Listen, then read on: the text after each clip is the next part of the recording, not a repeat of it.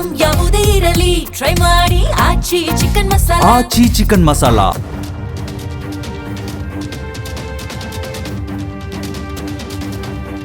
ಭಾರತ ಸರ್ಕಾರ ಔಷಧ ನಿಯಂತ್ರಣ ವ್ಯವಸ್ಥೆಯಲ್ಲಿ ದೊಡ್ಡ ಬದಲಾವಣೆ ಮಾಡಿದ್ದು, ಇನ್ನು ಮುಂದೆ ಸಿರಪ್ ರೂಪದ ಔಷಧಗಳನ್ನು ಸುಲಭವಾಗಿ ಮಾರಾಟ ಮಾಡುವಂತಿಲ್ಲ.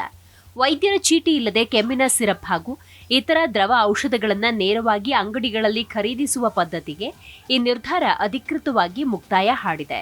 1945ರ ಡ್ರಗ್ಸ್ ನಿಯಮಾವಳಿಗಳಿಗೆ ತಿದ್ದುಪಡಿ ತರುವ ಮೂಲಕ ಈ ಆದೇಶ ಹೊರಡಿಸಲಾಗಿದೆ. ಭಾರತ ಹಾಗೂ ವಿದೇಶಗಳಲ್ಲಿ ಕಲುಷಿತ ಕೆಮ್ಮಿನ ಸಿರಪ್ ಸೇವಿಸಿ ಮಕ್ಕಳು ಸಾವಿಗೀಡಾದ ಬೆನ್ನಲ್ಲೇ ಈ ಕಠಿಣ ಕ್ರಮ ತೆಗೆದುಕೊಳ್ಳಲಾಗಿದೆ. ಇತ್ತೀಚಿನ ವರ್ಷಗಳಲ್ಲಿ ಭಾರತದ ಔಷಧ ನಿಯಂತ್ರಣ ಮಂಡಳಿ ಕೈಗೊಂಡ ಅತ್ಯಂತ ಕಠಿಣ ಸುರಕ್ಷತಾ ಕ್ರಮಗಳಲ್ಲಿ ಇದು ಒಂದಾಗಿದೆ. ಇದುವರೆಗೂ ಕೆಮ್ಮಿನ ಸಿರಪ್ಗಳನ್ನು ಸಾಮಾನ್ಯ ಗೃಹ ಉಪಯೋಗಿ ಔಷಧದಂತೆ ನೋಡಲಾಗ್ತಾ ಇತ್ತು. ಸಣ್ಣ ಪಟ್ಟಣಗಳು, ಹಳ್ಳಿಗಳ ಸಾಮಾನ್ಯ ಅಂಗಡಿಗಳಲ್ಲೂ ಇವು ಸುಲಭವಾಗಿ ಸಿಗ್ತಾ ಇದ್ವು. ಆದರೆ ಸಾರ್ವಜನಿಕ ಆರೋಗ್ಯ ರಕ್ಷಣೆಯ ದೃಷ್ಟಿಯಿಂದ ಕಠಿಣ ಕಣ್ಗಾವಲು ಅಗತ್ಯ ಎಂದು ನಿಯಂತ್ರಕರು ಹೇಳಿದ್ದಾರೆ. ಜನ ಸ್ವಯಂ ಔಷಧ ಉಪಚಾರ ಮಾಡಿಕೊಳ್ಳುವುದನ್ನು ತಡೆಯಲು ಔಷಧ ವಿತರಣೆಯಲ್ಲಿ ಹೊಣೆಗಾರಿಕೆ ಹೆಚ್ಚಿಸುವುದು ಮತ್ತು ಜಗತ್ತಿಗೆ ಔಷಧ ಪೂರೈಸುವ ಭಾರತದ ಫಾರ್ಮಾ ಉದ್ಯಮದ ಮೇಲಿನ ವಿಶ್ವಾಸವನ್ನು ಮರುಸ್ಥಾಪಿಸುವುದು ಈ ತಿದ್ದುಪಡಿಯ ಮುಖ್ಯ ಉದ್ದೇಶ. ಭಾರತದಲ್ಲಿ ತಯಾರಾದ ಕೆಮ್ಮಿನ ಸಿರಪ್ಗಳಲ್ಲಿ ಕಲುಷಿತ ಅಂಶಗಳು ಪತ್ತೆಯಾದದ್ದೇ ಈ ನಿರ್ಧಾರಕ್ಕೆ ಮುಖ್ಯ ಕಾರಣ. 2022ರಿಂದೀಚೆಗೆ ಭಾರತದಲ್ಲಿ ತಯಾರಾದ ಸಿರಪ್ಗಳನ್ನು ಸೇವಿಸಿ ಆಫ್ರಿಕಾ, ಮಧ್ಯ ಏಷ್ಯಾದಲ್ಲಿ 140ಕ್ಕೂ ಹೆಚ್ಚು ಮಕ್ಕಳು ಸಾವನ್ನಪ್ಪಿದ್ದಾರೆ ಅಂತ ವರದಿಯಾಗಿದೆ. ಇದು ಅಂತಾರಾಷ್ಟ್ರೀಯ ಮಟ್ಟದಲ್ಲಿ ಆತಂಕ ಮೂಡಿಸಿದ್ದು ಅಲ್ಲದೆ ಫಾರ್ಮಸಿ ಆಫ್ ದಿ ವರ್ಲ್ಡ್ ಎಂಬ ಭಾರತದ ಹೆಮ್ಮೆಯ ಹೆಸರಿಗೂ ಧಕ್ಕೆ ತಂದಿದೆ. ಇಂತಹ ಮೊದಲ ದುರಂತ 2022ರಲ್ಲಿ ಆಫ್ರಿಕಾದ ದಿ ಗ್ಯಾಂಬಿಯಾದಲ್ಲಿ ಸಂಭವಿಸಿತು. ಅಲ್ಲಿ ಭಾರತದ ಸಿರಪ್ಗಳನ್ನು ಪ್ರಯೋಗಾಲಯದಲ್ಲಿ ಪರಿಶೀಲಿಸಿದಾಗ ಅಪಾಯಕಾರಿ ಮಟ್ಟದ ಡೈಎಥಿಲಿನ್ ಗ್ಲೈಕಾಲ್ ಮತ್ತು ಎಥಿಲಿನ್ ಗ್ಲೈಕಾಲ್ ಪತ್ತೆಯಾದವು. ಇದರ ಬೆನ್ನಲ್ಲೇ ವಿಶ್ವ ಆರೋಗ್ಯ ಸಂಸ್ಥೆ ಜಾಗತಿಕ ಎಚ್ಚರಿಕೆ ನೀಡಿತು. ಈ ವಿಷಕಾರಿ ಕೈಗಾರಿಕಾ ರಾಸಾಯನಿಕಗಳು ಮಕ್ಕಳಲ್ಲಿ ತೀವ್ರ ಕಿಡ್ನಿ ಕಾಯಿಲೆ ಮತ್ತು ನರಸಂಬಂಧಿ ಸಮಸ್ಯೆಗಳನ್ನು ಉಂಟು ಮಾಡಿ ಜೀವಕ್ಕೆ ಮಾರಕವಾಗಬಲ್ಲವು.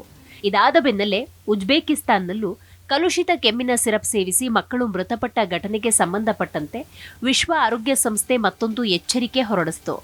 ಅಲ್ಲಿಯೂ ಪ್ರಯೋಗಾಲಯದ ತಪಾಸಣೆಯಲ್ಲಿ ಭಾರತದಲ್ಲಿ ತಯಾರಾದ ಸಿರಪ್ಗಳಲ್ಲಿ ತೀವ್ರ ಅಪಾಯಕಾರಿ ಮಟ್ಟದ ಡಿಇಜಿ ಮತ್ತು ಇಜಿ ರಾಸಾಯನಿಕಗಳು ಇರೋದು ದೃಢಪಡಿತು.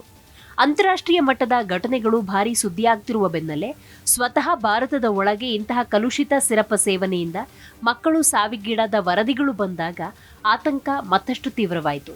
2025ರಲ್ಲಿ ಮಧ್ಯಪ್ರದೇಶದಲ್ಲಿ ಕಲುಷಿತ ಕೆಮ್ಮಿನ ಸಿರಪ್ ಸೇವಿಸಿದ ಮಕ್ಕಳು ಸಾವಿಗೀಡಾದ ಘಟನೆಯ ಬಗ್ಗೆ ಅಧಿಕಾರಿಗಳು ತನಿಖೆ ನಡೆಸುತ್ತಿದ್ದಾರೆ. ಆ ಸಿರಪ್ನಲ್ಲಿ ವಿಷಕಾರಿ ಮಟ್ಟದ ಡೈಎಥಿಲಿನ್ ಗ್ಲೈಕಾಲ್ ಇರುವುದು ಪತ್ತೆಯಾಗಿತ್ತು. ಇದಾದ ನಂತರ ವಿಶ್ವ ಆರೋಗ್ಯ ಸಂಸ್ಥೆ ಕಲುಷಿತ ದ್ರವ ಔಷಧಗಳ ಬಗ್ಗೆ ಜಾಗತಿಕ ಎಚ್ಚರಿಕೆ ನೀಡಿ ಸಿರಪ್ ರೂಪದ ಔಷಧಗಳ ಮೇಲೆ ಕಣ್ಗಾವಲು ಹೆಚ್ಚಿಸುವಂತೆ ವಿಶ್ವದಾದ್ಯಂತ ನಿಯಂತ್ರಕರಿಗೆ ಕರೆ ಕೊಟ್ಟಿತ್ತು. ಇತ್ತೀಚಿನ ಈ ಮಹತ್ವದ ಬದಲಾವಣೆ 1945ರ ಡ್ರಗ್ಸ್ ನಿಯಮಾವಳಿಗಳ ಸ್ಕೆಡ್ಯೂಲ್ ಕೆ ಸುತ್ತ ಕೇಂದ್ರೀಕೃತವಾಗಿದೆ. ದಶಕಗಳಿಂದ ಸಾಮಾನ್ಯ ಗೃಹ ಉಪಯೋಗಿ ಔಷಧಗಳು ಎಂದು ವರ್ಗೀಕರಿಸಲಾದ ಕೆಲವು ನಿರ್ದಿಷ್ಟ ಔಷಧಗಳಿಗೆ ಅವುಗಳ ಮಾರಾಟ ಮತ್ತು ವಿತರಣೆಗೆ ಸಂಬಂಧಪಟ್ಟಂತೆ ಕೆಲವು ಕಠಿಣ ನಿಯಮಗಳಿಂದ ವಿನಾಯಿತಿ ನೀಡಲಾಗಿತ್ತು. ಈ ವಿನಾಯಿತಿಯ ಕಾರಣದಿಂದಾಗಿ ಕೆಮ್ಮಿನ ಸಿರಪ್ಗಳು ಸೇರಿದ ಹಾಗೆ ದ್ರವರೂಪದ ಔಷಧಗಳನ್ನು ಸೀಮಿತ ಲೈಸೆನ್ಸ್ ಹೊಂದಿರುವ ಸಾಮಾನ್ಯ ಅಂಗಡಿಗಳಲ್ಲಿ ಮಾರಾಟ ಮಾಡಲು ಅವಕಾಶ ಇತ್ತು. ವಿಶೇಷವಾಗಿ ಪೂರ್ಣ ಪ್ರಮಾಣದ ಮೆಡಿಕಲ್ ಸ್ಟೋರ್ಗಳು ಇಲ್ಲದ ಹಳ್ಳಿಗಳು ಹಾಗೂ ದೂರದ ಗ್ರಾಮೀಣ ಪ್ರದೇಶಗಳಲ್ಲಿ ಈ ಪದ್ಧತಿ ಇತ್ತು. ಆದರೆ ಹೊಸ ತಿದ್ದುಪಡಿಯ ಪ್ರಕಾರ ಸಿರಪ್ ರೂಪದ ಔಷಧಗಳನ್ನು ಈ ವಿನಾಯಿತಿ ಪಟ್ಟಿಯಿಂದ ಹೊರಗಿಡಲಾಗಿದೆ.